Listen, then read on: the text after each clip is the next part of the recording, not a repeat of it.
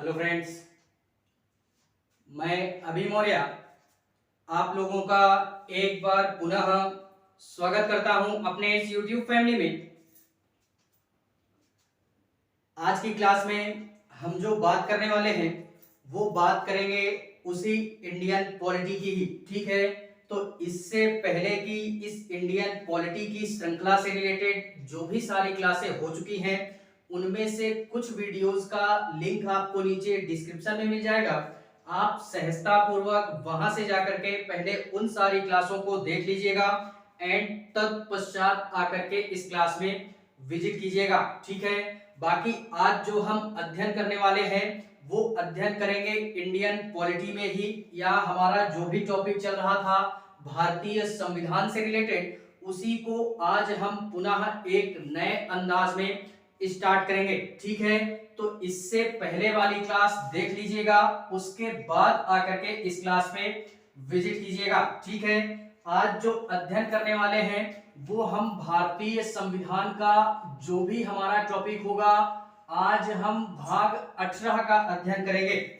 तो इस भाग 18 के माध्यम से जो भी सारी बातें हमारे भारतीय संविधान के अंतर्गत एक नियम और कानून के तहत बाकायदा प्रावधानित की गई उन्हीं सारे अनुच्छेदों का जिक्र आज मैं इस क्लास के माध्यम से करूंगा। ठीक है, और इतने बेहतरीन अंदाज में करूंगा कि किसी भी अन्य क्लास की आवश्यकता नहीं पड़ने वाली है। तो क्लास को शुरू से लास्ट तक देखिएगा और आनंद लेते चलिए मेरे साथ में इस पूरे के पूरे भारतीय संविधान का, जिससे कि हमारी एक बौद्धिक समझ अपनी स्वयं की क्या हो सके, विकसित हो सके। ठीक है, तो आज हम बात करते हैं भाग 18 के संदर्भ में, जो कि मैं अगर अनुच्छेदों का जिक्र करूं तो इसमें हम जो अनुच्छेदों का जिक्र करेंगे भाग 18 में वो बात करेंगे पूर्णतः हम अनुच्छेद, इससे पहले की क्लास में 351 तक की बात की थी। आज जो हम अध्ययन करेंगे 352 से लेकर के 60 के मध्य में जितने भी सारे अनुच्छेदों का जिक्र हमने मिलता है वो सारे के सारे अनुच्छेदों का जिक्र कहां पे मिलता है, ये यहां पे हम लोग बात करेंगे। कहां पे, यानी भाग 18 में बात करेंगे। और 352 से 60 के मध्य में हमारे आपातकाल की बात की गई है। ठीक है, तो एक प्रकार से अगर मैं बोलना चाहूं तो यार हम अपने अध्ययन के दृष्टिकोण से हमको सहजता महसूस हो, इस कारणवश हम आज की क्लास को नाम देते हैं जिसको हम आपातकाल के नाम से जानते हैं। तो हम इसको नाम देते हैं आपातकाल का, या इमरजेंसी जिसको बोलते हैं। ठीक है, तो आज हम लोग इस क्लास के माध्यम से ये जानने का प्रयास करेंगे कि भारत देश के अंतर्गत या इस संविधान के अंतर्गत कौन कौन सी ऐसी स्थितियां बनती हैं या कौन कौन सी ऐसी परिस्थितियां बनती हैं कि भारत देश के अंतर्गत अगर इमरजेंसी लगानी हो या आपातकाल की घोषणा करनी हो तो आपातकाल की घोषणा कौन करता है, क्या होता है, कैसे होता है और किन परिस्थितियों में ये लगाया जाता है, उन्हीं सारी बातों का जिक्र आज हम इस क्लास में करेंगे। ठीक है, देखते चलिएगा मेरे साथ में और आनंद लेते रहिए इस पूरे क्लास में आपातकाल का। सर्वप्रथम देखते हैं कि ये जो आपातकाल होता है, पहली बात तो यार आपातकाल कई प्रकार का होता है, लेकिन फिलहाल में हम जो इस क्लास के माध्यम से बात करेंगे वो केवल और केवल 3 आपातों का जिक्र मैं इस क्लास के माध्यम से करूंगा। ठीक है, लेकिन होते कई हैं, जैसे कि अभी पिछले कुछ सालों में हम लोगों ने देखा कि भारत देश के अंतर्गत, भारत देश में ही क्या पूरे विश्व में एक महामारी फैली थी जिसको हम लोग कोरोना के नाम से जानते हैं। ठीक है, तो इस कोरोना जैसी महामारी में भी एक आपात लगाया जाता है जिसको हम लोग पेंडेमिक एक्ट के नाम से जानते हैं। ठीक है, जो कि पूर्ण रूप से एक प्रकार से बोले ये जो पेंडेमिक एक्ट होता है ये हमारा लॉकडाउन की स्थिति पैदा करता है और हम लोगों ने ऐसी परिस्थितियों को देखा भी है कि पूरे के पूरे भारत देश के अंतर्गत लॉकडाउन की व्यवस्था हमारी की गई थी। तो यह भी एक आपातकाल की स्थिति ही थी जो कि पेंडेमिक एक्ट के अंतर्गत आता है। तो हम यार आपात का जिक्र करेंगे और कई प्रकार की भी आपात सुविधाएं होती हैं जो कि सरकार के द्वारा इनको इन जैसी परिस्थितियों को अपने काबू में करने के लिए आपात जैसी स्थितियां या परिस्थितियां लगाई जाती हैं ताकि देश की व्यवस्था को और बेहतर ढंग से संचालित किया जा सके। ठीक है, लेकिन फिर भी आज जो हम जिक्र करेंगे वो केवल और केवल 3 बातों पर अपनी क्लास को हम बेस्ड करेंगे जो कि इन्हीं 3 आपातकाल के संदर्भ में हमारे यार प्रश्न भी बनते हैं और हमारे संविधान में इन्हीं सारे तीनों एक प्रकार से बोले तो इन्हीं 3 आपातों का जिक्र किया गया है। देखते हैं कौन कौन से आपात हैं हमारे या कौन कौन सी इमरजेंसी है हमारी। देखते चलिएगा। अनुच्छेद 352 से 60 के मध्य में आपातकाल का जिक्र किया गया है भारतीय संविधान में और भाग 18 के मध्य में किया गया है। इसके अंतर्गत हम लोग 3 आपातों का जिक्र करेंगे। कौन कौन सा? पहला हमारा हो गया राष्ट्रीय आपात। इसको याद रखना सारी चीजों को। राष्ट्रीय आपात के नाम से जानते हैं जिसको हम लोग नेशनल इमरजेंसी बोलते हैं। सेकंड हम लोग बात करेंगे राजकीय आपात। राजकीय आपात जिसको हम लोग स्टेट इमरजेंसी बोलते हैं या इसी को हम लोग राष्ट्रपति शासन के नाम से भी जानते हैं। एंड तीसरा मैं इसी में जिक्र करूंगा वित्तीय आपात की। वित्तीय आपात की बात करूंगा या जिसको हम लोग फाइनेंशियल इमरजेंसी के नाम से जानते हैं। जो हमने बात करनी है वो इन्हीं तीनों की तीनों आपातकाल पे आज हम बात करेंगे। अगर हो जाता है तो अच्छी बात है, नहीं होता है तो और अच्छी बात है। एक क्लास हम पुनः अटेंड करेंगे इसी के संदर्भ में। ठीक है, राष्ट्रीय आपात देखते हैं। इसी में राष्ट्रीय आपात का जो जिक्र मिलता है भारतीय संविधान में वो जिक्र मिलता है अनुच्छेद 352 के मध्य में। अनुच्छेद 352 के मध्य में हमारा किसका जिक्र मिलता है? राष्ट्रीय आपात का। एंड इसी के पश्चात में अनुच्छेद 356, अनुच्छेद 356 के मध्य में किसका जिक्र मिलता है? ये मिलता है राजकीय आपात या जिसको हम लोग राष्ट्रपति शासन के नाम से जानते हैं। एंड इसी के पश्चात में अगर और जिक्र करूं मैं तो अनुच्छेद 360 की बात करते हैं। अनुच्छेद 360 जो कि वित्तीय आपात की घोषणा करता है या वित्तीय आपात या जिसको हम लोग फाइनेंशियल इमरजेंसी के नाम से जानते हैं। तो फाइनेंशियल इमरजेंसी अगर भारत देश के अंतर्गत लगानी होगी तो अनुच्छेद 360 के माध्यम से राष्ट्रपति महोदय एक बेहतरीन अंदाज में घोषणा कर देंगे और इसी के पश्चात में पूरे देश के अंतर्गत वित्तीय आपात हमारे लग जाता है। राष्ट्रीय आपात इसी में हम लोग एक एक करके देखते हैं। राष्ट्रीय आपात क्या होता है, राजकीय आपात क्या होता है एंड वित्तीय आपात हमारे क्या होता है। ठीक है, इसके पहले देखते हैं अनुच्छेद 352 जो कि राष्ट्रीय आपात का जिक्र हमारे करता है। राष्ट्रीय आपात पूरे राष्ट्र लेवल पे लगाया जाता है यानी पूरे इंडिया के अंतर्गत ये राष्ट्रीय आपात हमारे लगाया जाता है। ठीक है, एंड इसी के पश्चात में राष्ट्रीय आपात की अगर मैं बात करूं तो ये पूरे इंडिया लेवल पे लगाया जाता है और देखते हैं ये किन किन परिस्थितियों में लगाया जाता है और यदि पूरे भारत देश के अंतर्गत नेशनल इमरजेंसी लग जाती है यानी राष्ट्रीय आपात लगता है तो क्या परिस्थितियां बनती हैं। देश के जो भी हमारे समाज के या देश के जो भी नागरिक होते हैं उन पे क्या प्रभाव पड़ता है, पूरे देश पर क्या प्रभाव पड़ता है या इसके पश्चात में कौन कौन सी ऐसी परिस्थितियां हो सकती हैं जिसमें कि राष्ट्रपति महोदय राष्ट्रीय आपात की घोषणा कर देते हैं।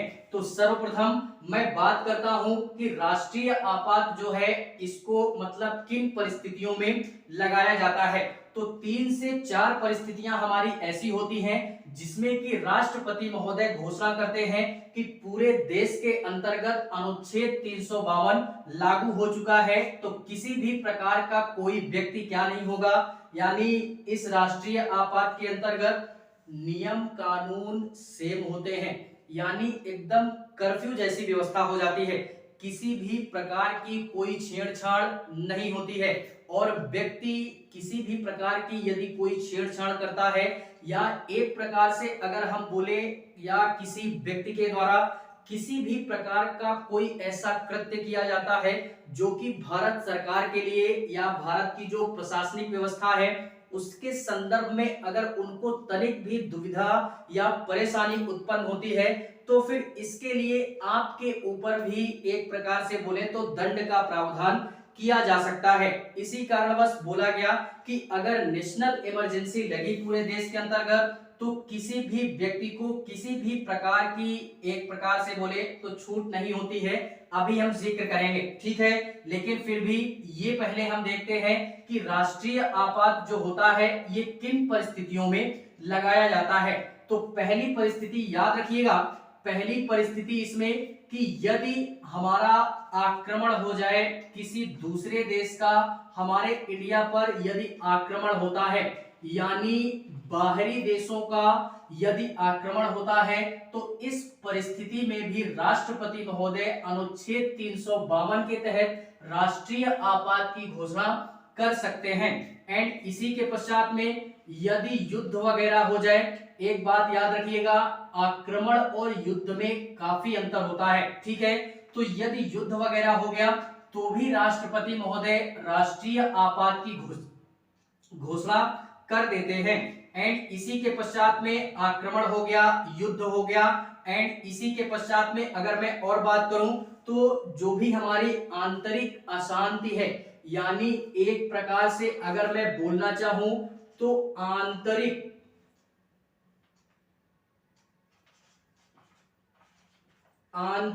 अशांति फैल जाती है पूरे देश के अंतर्गत तो भी राष्ट्रपति महोदय क्या करते हैं कि एक प्रकार से राष्ट्रीय आपात की घोषणा कर देते हैं। आक्रमण हो गया, युद्ध हो गया, आंतरिक अशांति हो गया, एक इसी में और याद रखिएगा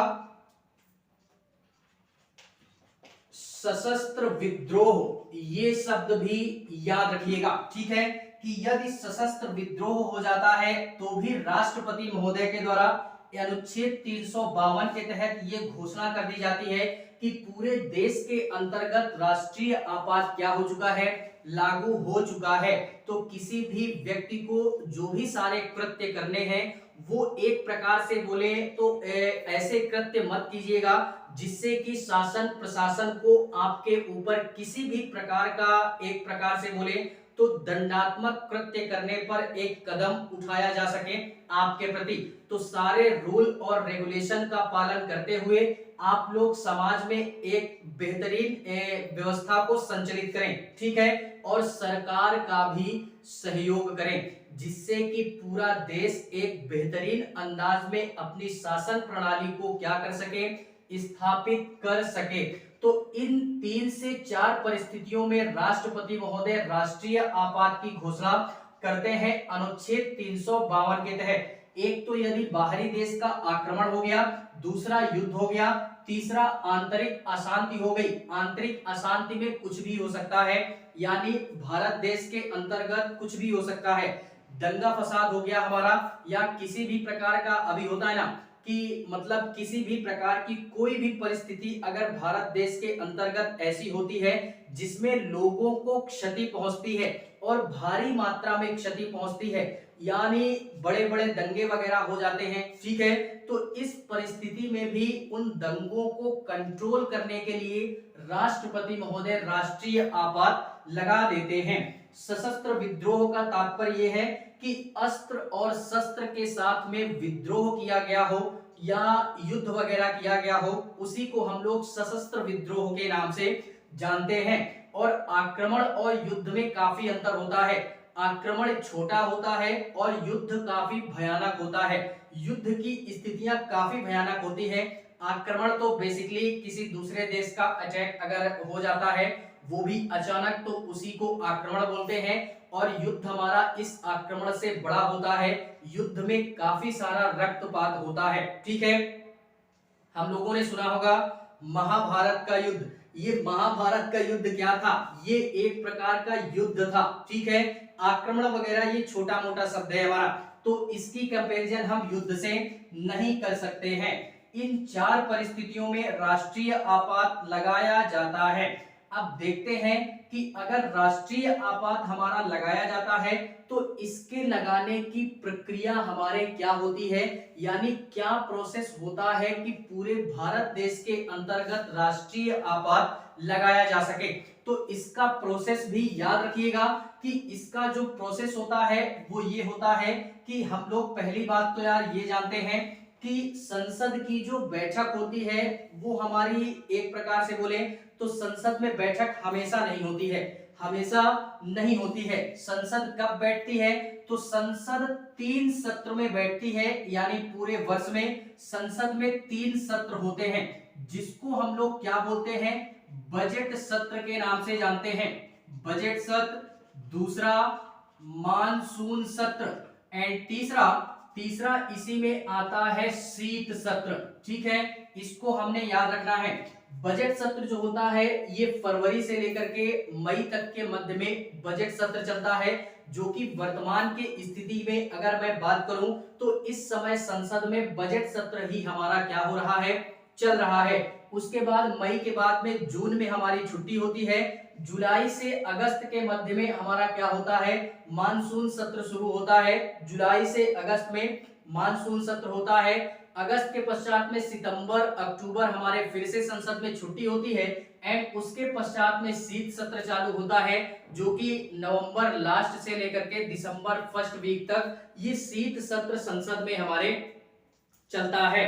और इन्हीं सत्रों के माध्यम से किसी भी प्रकार का कोई विधेयक, किसी भी प्रकार का कोई बिल हमारे संसद में पारित होता है बड़े ही बेहतरीन अंदाज में बहुमत से। ठीक है, तो वही सारी बातें बोल रहे हैं कि संसद का जो भी हमारा सत्र होता है वो यही 3 सत्र होता है। ठीक है, और संसद का सत्र हमेशा चलता नहीं है और हमको लगानी है इमरजेंसी। ठीक है, और यदि संसद का सत्र चल रहा है तो भी ठीक है, नहीं चल रहा है तो भी ठीक है, और यदि मतलब एक प्रकार से बोले संसद का सत्र नहीं चल रहा लेकिन फिर भी इसकी जो घोषणा करते हैं, किसकी, यानी राष्ट्रीय आपात अगर लगाना है तो इसका एक प्रोसेस ये होता है कि राष्ट्रपति महोदय क्या करते हैं, मंत्रिमंडल की लिखित सलाह पर, किसकी सलाह पर, राष्ट्रपति महोदय, याद रखिएगा, राष्ट्रपति महोदय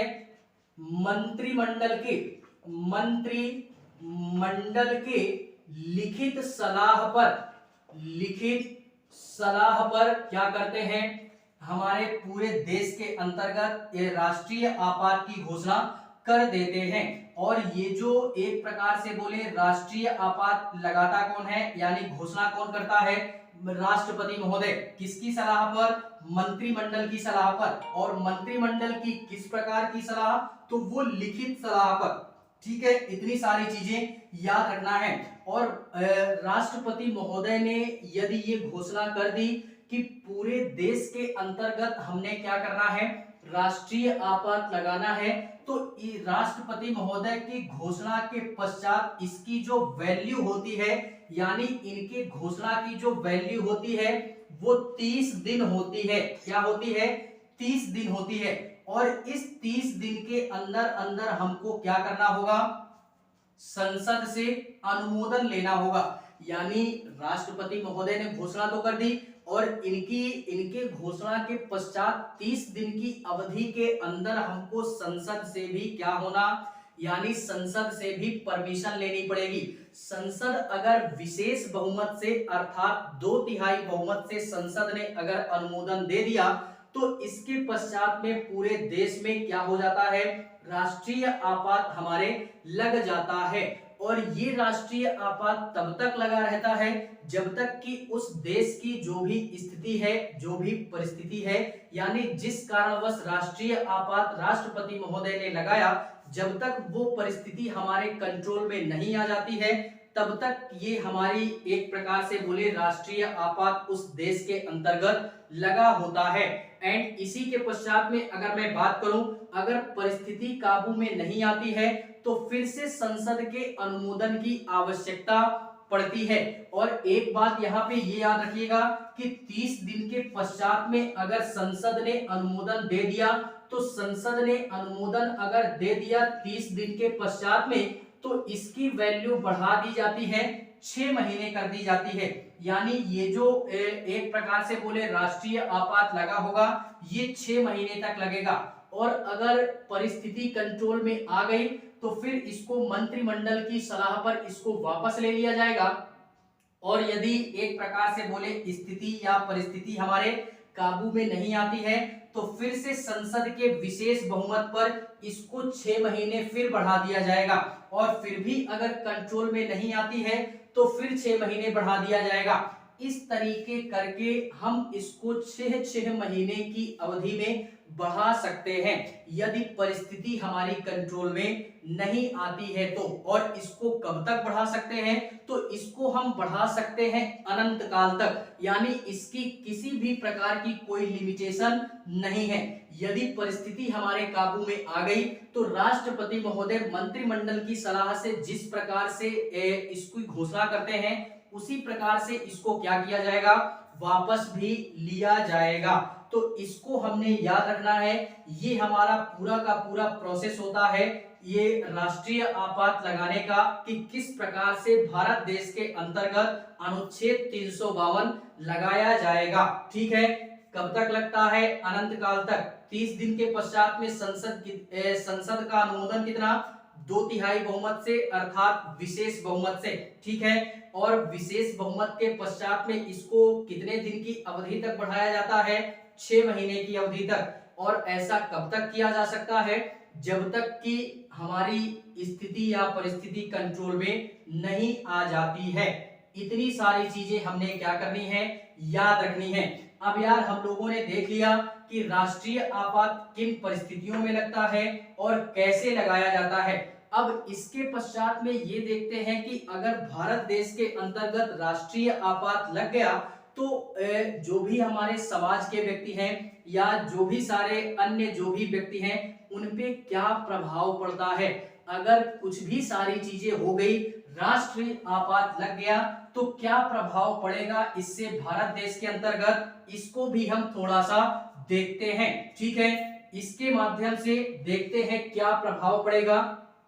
सर्वप्रथम प्रभाव ये पड़ेगा कि यदि राष्ट्रीय आपात लग गया देश के अंतर्गत, तो अनुच्छेद 352 यदि लग गया, तो अगर अनुच्छेद 352 लगा तो अनुच्छेद 358 अपने आप लग जाता है। इसको भी याद रखिएगा। और देखते हैं कि अनुच्छेद 352 अगर लग गया तो इसके माध्यम से अनुच्छेद 358 अपने आप ही लग जाता है। अनुच्छेद 358 अपने आप लगता है। 358 में क्या बोला गया, 358 में ये बोला गया है कि जो भी हम लोगों ने इससे पहले मौलिक अधिकार की क्लास अगर अटेंड किए होंगे तो बड़े ही बेहतरीन अंदाज में बुद्धिजीवी छात्र होंगे। ठीक है, और अगर नहीं अटेंड किए हो तो पहले जाकर के मौलिक अधिकार की क्लास अटेंड कीजिएगा, वहां पे सारी चीजें मैंने कवर करके रखी है। ठीक है, तो इसमें क्या बोला गया कि अनुच्छेद 358 के माध्यम से ये बोला जाता है कि यदि भारत देश के अंतर्गत अनुच्छेद 352 लगता है तो स्वयं ही अनुच्छेद 358 क्या होगा, लग जाता है। और अनुच्छेद 358 ये प्रावधान करता है कि यदि 352 लगा है तो 358 के तहत इसमें अनुच्छेद 19 का प्रावधान किया गया है। और अनुच्छेद 19 अपने आप क्या हो जाता है, पूर्ण रूप से समाप्त हो जाता है।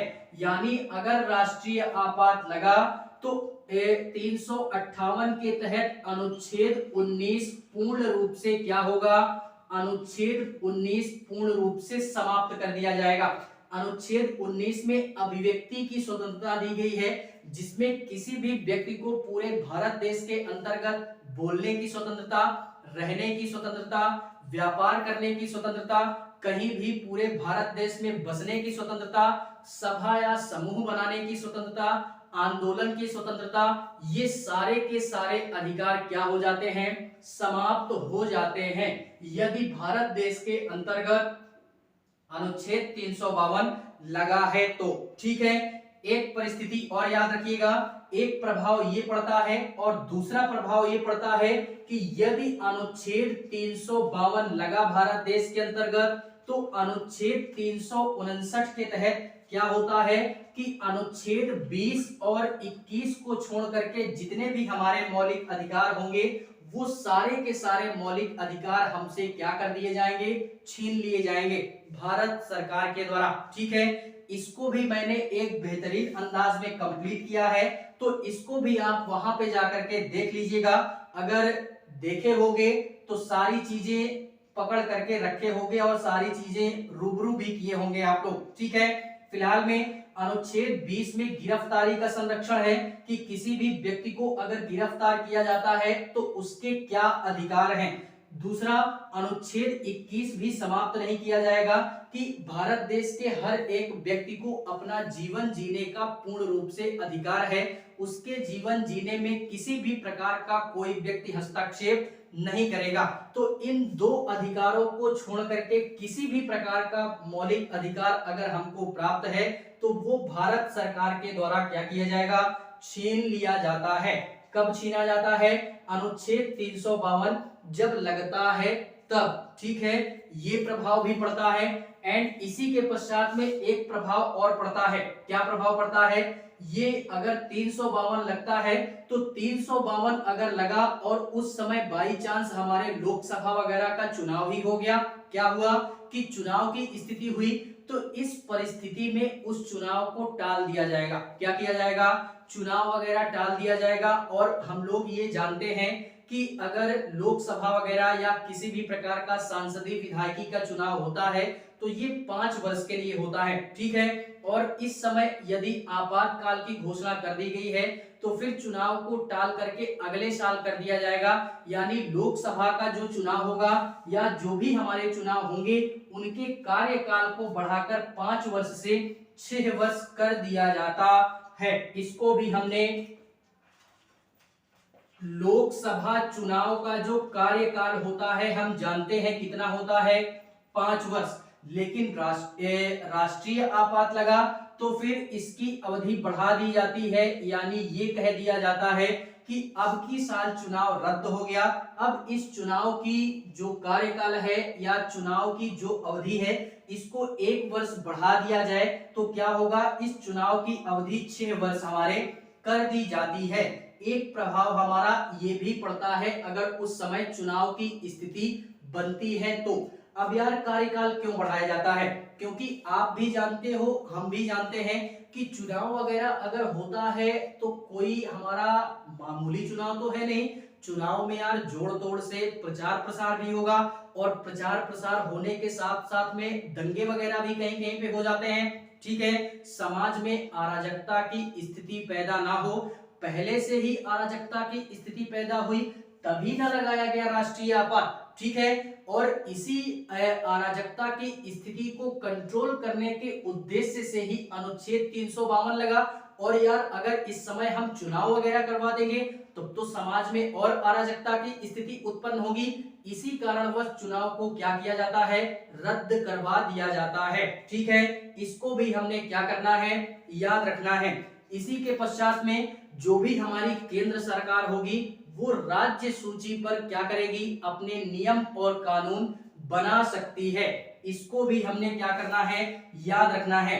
फिलहाल में कुछ हमारी परिस्थितियां या कुछ हमारी ऐसी कंडीशनें होती हैं, मान लीजिए ये राष्ट्रीय आपात ही हो गया, तो अगर राष्ट्रीय आपात लगा है तो इस राष्ट्रीय आपात में जो भी हमारा एक प्रकार से बोले राष्ट्रीय आपात अगर लगा है तो इस समय जो भी हमारी केंद्र सरकार होगी, क्या होगी, केंद्र सरकार ये राज्य सूची के विषय पे हमारा कानून बना सकती है।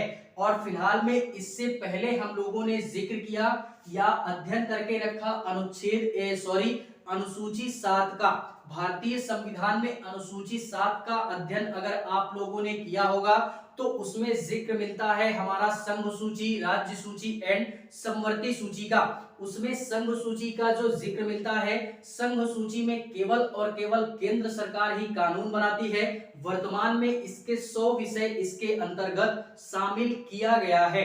एंड राज्य सूची के अंतर्गत केवल और केवल राज्य सरकार ही क्या करती है, कानून बना सकती है, जो कि वर्तमान में इसके 61 विषय इसमें शामिल किए गए हैं। एंड समवर्ती सूची में केंद्र और राज्य दोनों ही हमारे क्या करते हैं, कानून बना सकते हैं, जो कि इस समय अगर वर्तमान की स्थिति में मैं बात करूं तो 47 से लेकर 55 शायद इतने विषय इस समवर्ती सूची के अंतर्गत शामिल किया गया है।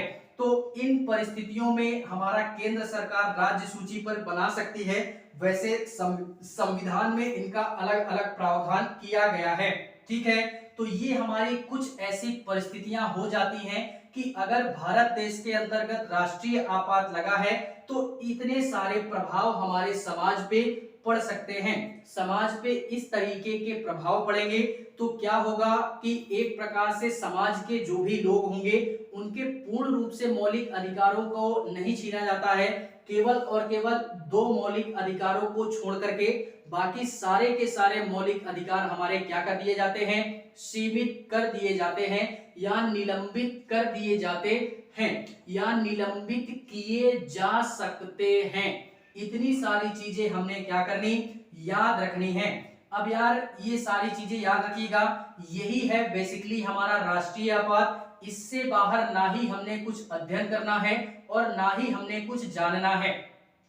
फिलहाल में इतनी सारी चीजें हमने याद रखनी है। और राष्ट्रीय आपात मैंने यार पहले ही बोला, किन परिस्थितियों में, आक्रमण, युद्ध, आंतरिक अशांति, सशस्त्र विद्रोह। मान लीजिए कि हमारा किसी भी प्रकार का बाहरी आक्रमण हुआ या पाकिस्तान ने ही अटैक कर दिया हमारा पंजाब वाले क्षेत्र में, ठीक है, तो जिस भी क्षेत्र में हमारा आक्रमण किया जाएगा पूर्ण रूप से उस क्षेत्र में राष्ट्रीय आपात या एक प्रकार से बोले लगा दिया जाता है या पूरे राष्ट्र लेवल पे लगा दिया जाता है। वो जिस प्रकार की परिस्थिति उस प्रकार का हमारा आपात की सुविधाएं राष्ट्रपति महोदय के द्वारा लगाई जाती है। ठीक है, तो इतनी सारी चीजें हमने क्या करनी है, याद रखनी है। इसी के पश्चात में बात करते हैं अनुच्छेद 356 जो कि स्टेट इमरजेंसी का प्रावधान करता है और जिसको हम लोग राजकीय आपात के नाम से जानते हैं या आम बोलचाल की भाषा में अगर मैं इसको नाम देना चाहूं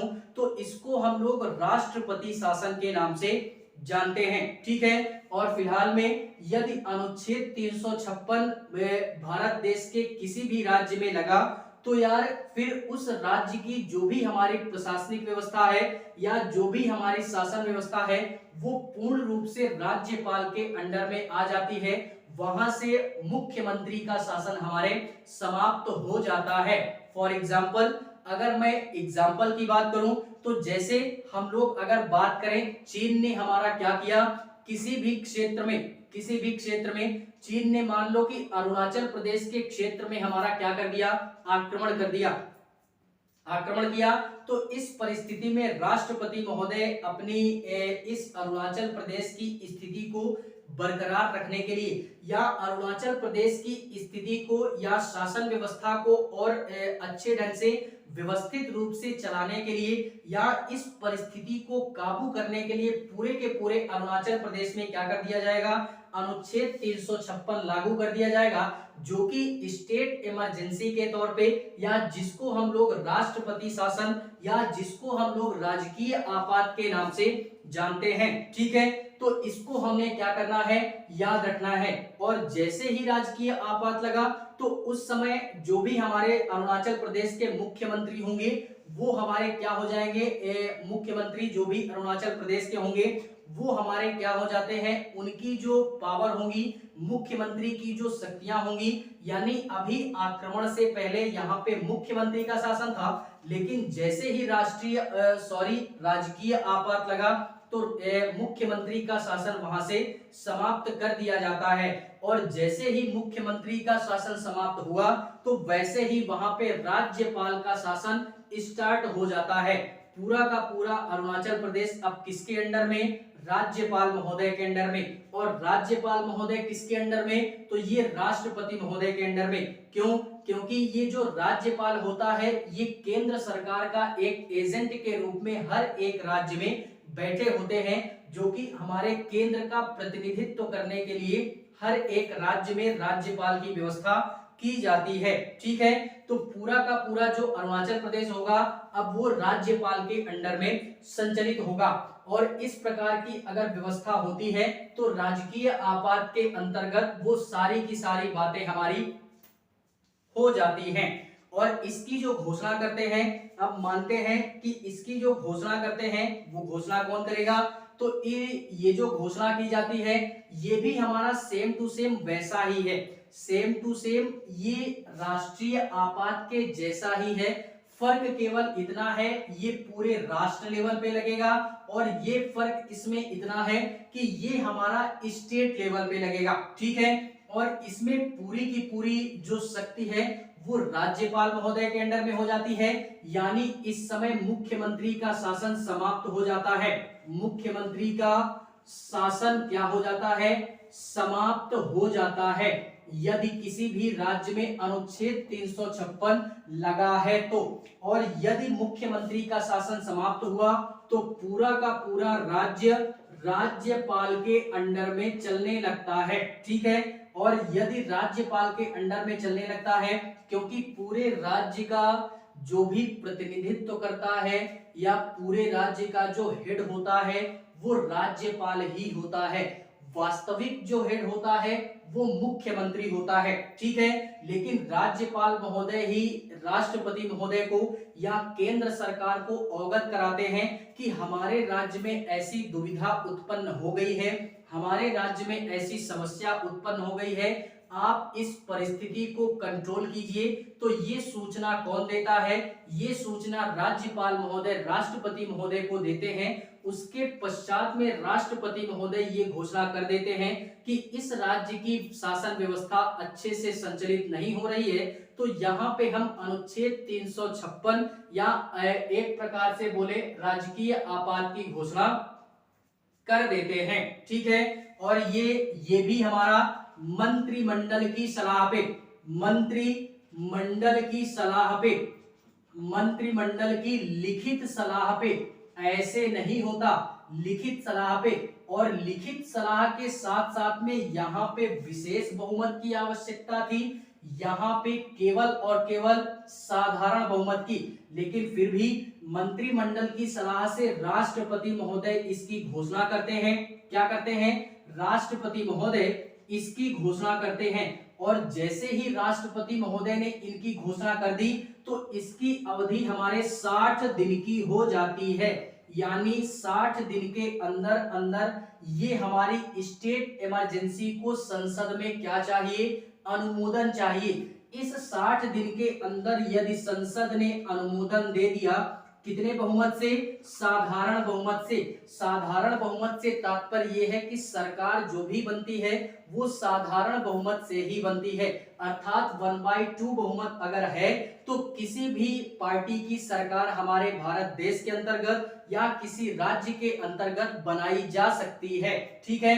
तो यार ये स्टेट इमरजेंसी लगाना कोई बड़ी बात नहीं है, लेकिन फिर भी राष्ट्रीय आपात लगाना थोड़ा सा बड़ी बात हो जाती है, क्योंकि यहाँ विशेष बहुमत की आवश्यकता होती है, अर्थात 2/3 बहुमत की आवश्यकता होती है। लेकिन राजकीय आपात अगर लगाना होगा तो इसमें कोई बड़ी बात नहीं है, ठीक है, साधारण बहुमत की आवश्यकता होती है। और यदि संसद ने अनुमोदन दे दिया साधारण बहुमत से तो फिर इसकी अवधि, यानी अब आज से क्या हुआ, अनुच्छेद 356 आपके राज्य में लग गया और इसको 6 महीने के लिए क्या कर दिया गया, बढ़ा दिया गया। अब इसकी अवधि कितनी हुई, संसद ने अनुमोदन दे दिया तो अब उस राज्य में 6 महीने के लिए क्या हो गया, राजकीय आपात अर्थात अनुच्छेद 356 लग गया। और यदि परिस्थिति कंट्रोल में हो गई 6 महीने के अंदर में तो कोई बात नहीं, मंत्रिमंडल की सलाह पे, वो भी लिखित सलाह पे राष्ट्रपति महोदय इसको वापस ले लेंगे। और यदि परिस्थिति कंट्रोल में नहीं हुई तो फिर से साधारण बहुमत से संसद में अनुमोदन होगा और संसद फिर से अगर अनुमोदन दे देती है तो फिर से इसको 6 महीने के लिए फिर से बढ़ा दिया जाता है। और ऐसा करते करते इसको 3 साल तक बढ़ाया जा सकता है, ये राष्ट्रीय आपात अनंत काल तक जाता है 6-6 महीने बढ़ा करके, और ये जो राजकीय आपात होता है इसको 6-6 महीने बढ़ा करके इसकी जो अवधि है वो 3 वर्ष तक की गई है। यानी 3 साल के अंदर अंदर आप अपने राज्य में एक सरकार का गठन कीजिए, जिससे कि आपके राज्य में एक बेहतर शासन व्यवस्था क्या हो सके, संचालित हो सके। मैंने अभी भी बोला कि इसको किस परिस्थिति में लगाया जाएगा, तो कोई भी परिस्थिति हमारी हो सकती है। मान लीजिए उस राज्य की जो भी हमारी संवैधानिक स्थिति थी वो हमारी गड़बड़ हो चुकी हो, यानी पूरा का पूरा राज्य जो है वो संविधान के अनुरूप ना चल करके असंवैधानिक कृत्य हो गया हो, तो इस कारणवश संविधान का उल्लंघन हुआ, जिससे कि राष्ट्रपति महोदय को ऐसा लगा या राज्यपाल महोदय को ऐसा लगा कि हमारे राज्य में संविधान का उल्लंघन हुआ है, तो ये फिर राष्ट्रपति महोदय को सूचना देते हैं और राष्ट्रपति महोदय उसके पश्चात में अनुच्छेद 356 लगा देते हैं। ठीक है, तो कुछ भी हो सकता है। मान लीजिए सरकार ही गिर गई हो, ठीक है, यानी हमारी पार्टी की सरकार ही गिर गई, हमारा बहुमत ही नहीं रहा, तो इस कारणवश भी ये हमारा राजकीय आपात या स्टेट इमरजेंसी लगाई जा सकती है। तो कुछ भी परिस्थिति हमारी हो सकती है। दंगे फसाद हो गए, अब दंगे फसाद कैसे होंगे ये मैंने पहले ही बताया कि संविधान का उल्लंघन ही है।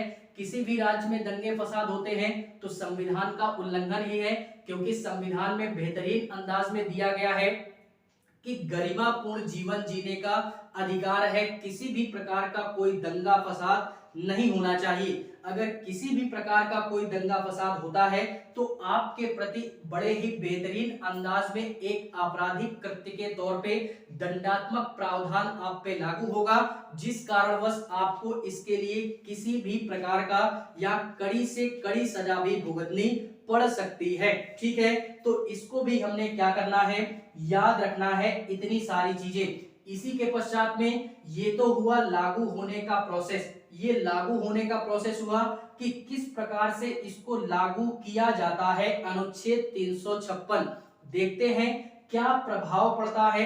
तो प्रभाव इसमें कुछ नहीं, राज्य का जो शासन व्यवस्था होती है वो केंद्र के पास में चली जाती है। अब राज्य के पास में अपनी स्वयं की शक्ति नहीं, क्योंकि मुख्यमंत्री का शासन तो समाप्त हो गया राष्ट्रपति शासन में। अब यहाँ पे राज्यपाल के अंडर में शासन चलने लगा, और राज्यपाल जो होता है ये केंद्र का प्रतिनिधि के तौर पे राज्य पे बैठा होता है। इसी कारणवश क्या होता है कि पूरे के पूरे राज्य की जो शासन व्यवस्था है ये केंद्र के अंडर में चली जाती है। राज्य का जो भी सारा माहौल गर्म करेगी अब वो केंद्र सरकार गर्म करेगी। ठीक है, इसको भी हमने याद रखना है। जो भी हमारा बजट पेश होता है राज्य सरकार का, अब वो केंद्र सरकार प्रस्तुत करेगी। जो भी नियम और कानून हमारे विधानमंडल में बनते हैं राज्य के लिए, अब वो संसद बनाएगी राज्य के लिए। ठीक है, तो इसको भी हमने याद रखना है। इस प्रकार के जो भी सारे सिस्टम हमारे राज्य में होते हैं वो स्टेट इमरजेंसी के तौर पे आते हैं। हमको इसमें और किसी भी प्रकार का अध्ययन नहीं करना है, केवल और केवल हमने इतना ही अध्ययन करना है।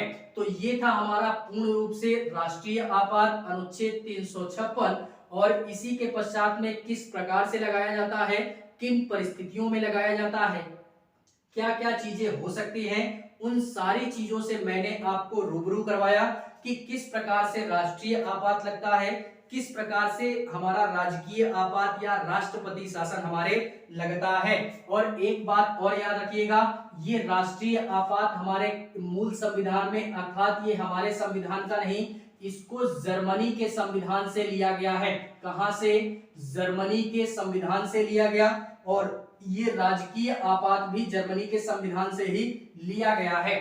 हमारे जो भी उस समय संविधान सभा में बैठे हुए सदस्य थे उन्होंने बड़े ही बेहतरीन अंदाज में सारे देशों के संविधान का अध्ययन किया, और उनको जो भी अच्छा लगा दूसरे के संविधानों से उसको उठा करके उन्होंने भारतीय संविधान में समाहित किया। ठीक है, तो ये था हमारा पूर्ण रूप से राष्ट्रीय आपात और राजकीय आपात। इससे ज्यादा हमने कुछ भी अध्ययन करने की आवश्यकता नहीं है। ठीक है, इसमें फिलहाल में अनुच्छेद 355 और अनुच्छेद 365 इसका जिक्र मैं अगली क्लास में करूंगा, वो भी इसी से ही रिलेटेड है, जो कि इसकी बात हम आगे की क्लास में करेंगे। और लास्ट हमारा बचता है वित्तीय आपात, इसकी चर्चा भी हम इसके नेक्स्ट क्लास में करने का प्रयास करेंगे। ठीक है, तो फिलहाल में आज के लिए बस इतना ही। क्लास अगर अच्छी लगे तो लाइक करें, कमेंट करें और चैनल को सब्सक्राइब जरूर करें। बाकी मिलेंगे इसी इंडियन पॉलिटी की श्रृंखला में किसी नई क्लास में। तब तक के लिए जहां भी रहें, स्वस्थ रहें, मस्त रहें और व्यस्त रहें, अपने लक्ष्य की तरफ दिन प्रतिदिन अग्रसर रहें। जय हिंद।